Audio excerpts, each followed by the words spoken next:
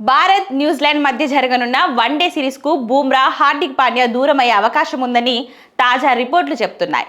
Crick buzz వెల్లడించిన సమాచారం ప్రకారం కీలక ఆటగాళ్లైన ఈ ఇద్దరికి విశ్రాంతి ఇవ్వాలనే ఆలోచనలో టీం మేనేజ్మెంట్ ఉంది.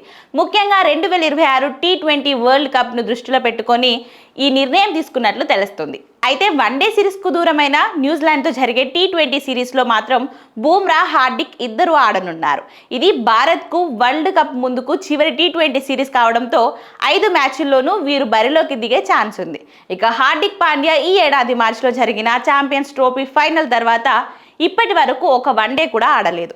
అదేవిధంగా Bumrah 2023 one day world cup final తర్వాత ఓడిఐ ఫార్మాట్కు దూరంగా ఉన్నాడు. మరోవైపు ముంబై క్రికెట్ అసోసియేషన్ కార్యదర్శి ఉమేష్ శ్రేయాస్ అయ్యర్ ఆడడంపై త్వరలో స్పష్టత వస్తుందని తెలిపారు. జనవరి 3, 6 తేదీలలో జైపూర్లో జరిగే విజయ్ హజారే ట్రోఫీ మ్యాచ్కు శ్రేయాస్ అయ్యర్ అందుబాటులోకి వచ్చే అవకాశం ఉందన్నారు. అజిత్ అగర్కర్ నేతృత్వంలోని సెలక్షన్ కమిటీ జనవరి తొలి వారం సమావేశమై న్యూజిలాండ్ వన్డే సిరీస్ జట్టును ప్రకటించనుంది.